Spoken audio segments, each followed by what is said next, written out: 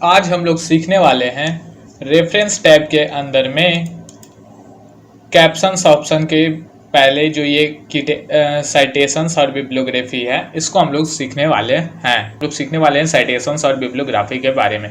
Citations और bibliography आखिर कहाँ पे आता है, तो सबसे पहले मैं ये आप लोग को बता दूं, हम लोग ने ये जो दो चीज़ देख लिया, टेबल ऑफ कंटेंट्स और फुट नोट्स, ये कहीं ना कहीं क्या होता है, एक बुक में यूज किया जाता है, एक मैगजीन में यूज किया जाता है, एक पेपर में यूज किया जाता है। यानी कि हम लोग जब किसी चीज़ को प्रिंट करते हैं, बुक वगैरह, तो वहाँ पे इसका यूज किया जाता है। तो यहाँ पे साइटेशंस ऑफ बिब्लियोग्राफी भी हम लोग को, यदि बुक वगैरह है तभी हम वहीं पे यूज करेंगे। तो सबसे पहले आखिर समझते हैं कि आखिर हम लोग इसका यूज कहाँ पे करते हैं। अब जैसे कि मैंने बुक में कुछ लिखा हुआ है, अब वहाँ पे कोई भी एक लाइन होता है जो दूसरे ऑथर से लिया हुआ रहता है, या फिर दूसरे बुक से लिया हुआ रहता है, या फिर किसी दूसरी चीज़ से लिया हुआ रहता है, ठीक है। तो वहाँ पे उसके बगल में लिखा हुआ रहता है कि वो किस चीज़ से लिया हुआ है, ठीक है। जैसे मैंने इसके बारे में, चलिए एक चीज़ मैंने लिखा हुआ है, उससे आप लोग को मैं समझाता हूँ, ठीक है। ये मैंने कुछ लिखा हुआ है एक एप्पल के बारे में, ठीक है। अब मैं मान के चलता हूँ जो मैंने इतना लाइन लिया है, ठीक है, ये मैं किसी दूसरे बुक से लिया हूँ, या फिर नेट से लिया हूँ, या फिर किसी के दूसरे ब्लॉग से लिया हूँ, कहीं से कॉपी किया हूँ। तो मैं यहाँ पे लिख दूंगा इसके आगे में कि आखिर ये कहाँ से लिया गया है। तो इसको लिखने के लिए यहाँ पे MS वर्ड ने साइटेशंस का यूज किया जाता है, ठीक है। इसके बाद में बिब्लियोग्राफी यूज किया जाता है जब हम लोग को जितना भी सारा इन्फॉर्मेशन है, जितने भी साइटेशन है, जैसे कि मैंने इस वर्ड को, इस लाइन को किसी और बुक से लिया है, इस लाइन को कहीं से और से लिया है, इस लाइन को कहीं से और से लिया है, इस लाइन को कहीं से और से लिया, मतलब बहुत सारे बुक से, नेट से हम लोग ने बहुत सारी चीज़ यहाँ पे लिखा हुआ है। तो वो सारे चीज़ को कहाँ से लिया है, हम लोग को एक जगह देखने के लिए हम लोग बिब्लियोग्राफी का यूज करते हैं। तो इसका यूज तो समझ गए, अब चलिए देखिए कैसे इसका इस्तेमाल हम लोग करते हैं। तो यहाँ पे सबसे पहले एक साइटेशंस इंसर्ट करने के लिए, जैसे मैंने इसको लिया है विकिपीडिया से, ठीक है, तो मैं यहाँ पे क्लिक करूँगा अपने कर्सर को, और यहाँ पे इंसर्ट साइटेशंस वाले ऑप्शन पे चला जाऊँगा। यहाँ पे आएगा ऐड न्यू सोर्स का, इस पे आप लोग को सिंपल क्लिक कर देना है। अब जैसे ही क्लिक करना है, इसके बारे में सारी जानकारी आप लोग को देना है। अब जैसे बुक का सेक्शन, आप किसी भी बुक से लिए हो, या फिर जर्नल आर्टिकल से, या फिर कहाँ से आप लोग ने इसको लिया है, वो आप लोग इसको सिलेक्ट कर लीजिए। रिपोर्ट यहाँ पे देख सकते हैं, website, documents from website, electronic source से, या फिर आर्ट है, साउंड रिकॉर्डिंग से, परफॉर्मेंस, फिल्म, इंटरव्यू, मतलब बहुत सारा है। तो मैं मान लिया कि किसी भी वेबसाइट से लिया हूँ, मैं यहाँ से इसको वेबसाइट सेलेक्ट कर लूँगा। अब यहाँ पे पूछा जा रहा है कि ऑथर इसका कौन है, यानी कि जो इसको लिखा है वो कौन है। तो मैं मान लिया कि लिख देता हूँ A to Z, ओके, मैंने लिख दिया A to Z। इसके बाद में यदि आपने इसके ऑथर के साथ में कॉर्पोरेट किया हुआ है कि मैं आपकी चीज़ों को यहाँ पे डाल सकता हूँ, तो आप लोग इसको टिक कर दीजिए, और नहीं तो आप लोग इसको अनटिक कर दीजिए, ठीक है। तो इसके बाद में आप लोग नेम बता दीजिए उस वेब पेज का, कहाँ से आप लोग ने लिया है। तो जो भी वेब पेज का वहाँ पे देखिए हेडिंग होता है, या फिर कुछ भी होता है, तो आप लोग उसको डाल दीजिए। जैसे मैं यहाँ पे सिंपल डाल देता हूँ एप्पल, ठीक है।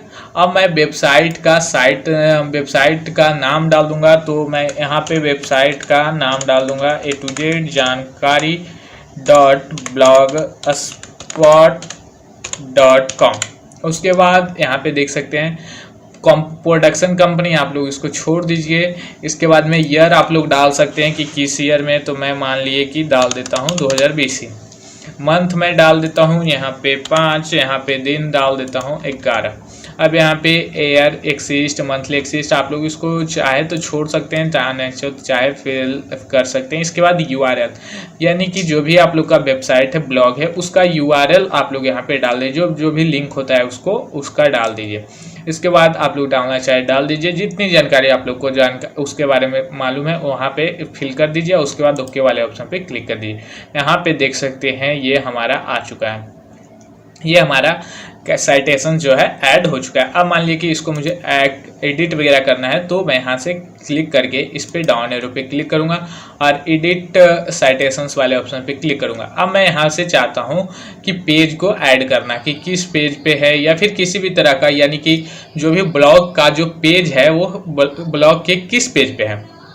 आपने जहाँ से इसको कॉपी किया है वो मान लीजिए कि पेज नंबर 5 पे मैं यहाँ से पेज एडिट कर दिया। और उसके बाद यहाँ से जो भी आप लोग सप्रेस करना चाहते हैं, यानी कि मैं चाहता हूँ कि ऑथर का नाम यहाँ पे नहीं दिखाई दे, तो इसको टिक कर दूंगा और ओके वाले ऑप्शन पे क्लिक करूंगा। यहाँ पे देख सकते हैं ऑथर का नाम हट चुका है और पेज नंबर 5 यहाँ पे आके लिखा हुआ है।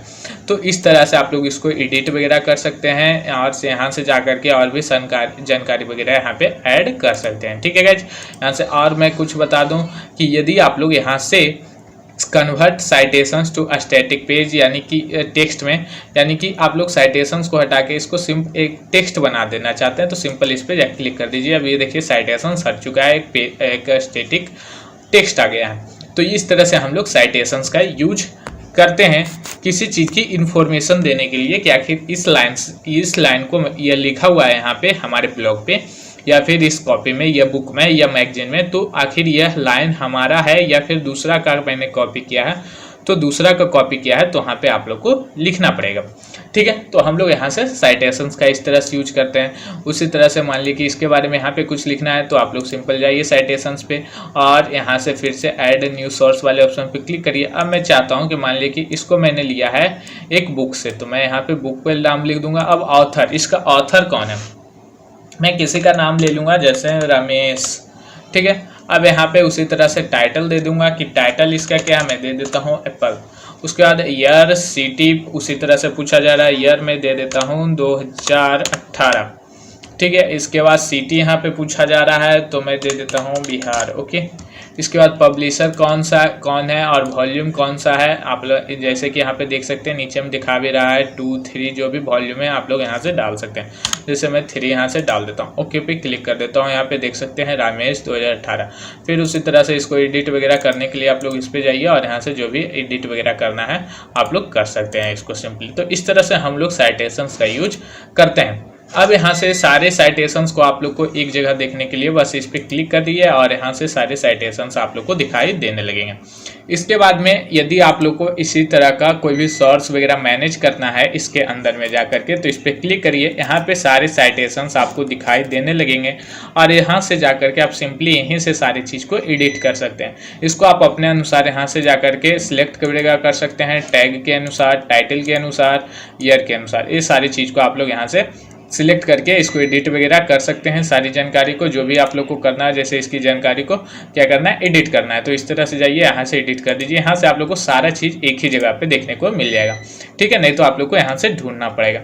इसके बाद में यहाँ से स्टाइल वगैरह आप लोग चेंज कर सकते हैं। जैसे यहाँ से आप लोग यहाँ पे देखिएगा और यहाँ से मैं मान लिए कि कर देता हूँ क्लिक, तो यहाँ से क्या होगा, जो भी इसका स्टाइल वगैरह होगा यहाँ से देख, जैसे उसका हट चुका है ईयर, यहाँ से कुछ ऐसा स्टाइल है जिसमें ईयर पहले आ जाते हैं, कुछ ऐसा स्टाइल है जिसमें ऑथर का नाम पहले आता है। तो यहाँ से बहुत सारे स्टाइल्स वगैरह हैं, तो आप लोग उसको सिलेक्ट कर लीजिए, बहुत तरह के, तो उसको आप लोग यहाँ से सिलेक्ट कर सकते हैं। अब बिब्लियोग्राफी मैंने जैसा कि बताया कि किसी भी चीज़ के अंत में जो भी सारे ऑथर वगैरह का नाम लिखना है, तो आप लोग सिंपल चले जाइए और यहाँ पे इस तरह से क्लिक करिए और बिब्लियोग्राफी वाले ऑप्शन पे आप लोग को क्लिक करना है। अब जैसे बिब्लियोग्राफी वाले ऑप्शन पे क्लिक करेंगे, यहाँ पे आप लोग को 2 फॉर्मेट दिखाई देगा। यहाँ पे आप लोग को कौन सा फॉर्मेट में वहाँ पे डालना है तो उसको आप लोग यहाँ से सिलेक्ट कर सकते हैं। जैसे मैं मान लिया कि इसको सिलेक्ट कर लेता हूँ। यहाँ से जो भी मैंने साइटेशन सेट किया था वो यहाँ पे दिखाई दे रहा है एक ही जगह पे। ठीक है, अब इस तरह से आप लोग अपने अनुसार भी यहाँ से साइटेशंस वगैरह इंसर्ट करना है तो डायरेक्टली इंसर्ट कर सकते हैं। तो इस तरह से गाइज आप लोग साइटेशंस और बिब्लियोग्राफी को ऐड कर सकते हैं और इसका यूज कर सकते हैं। तो आशा करता हूँ कि आप लोग को सारी चीज़ समझ में आ गया होगा।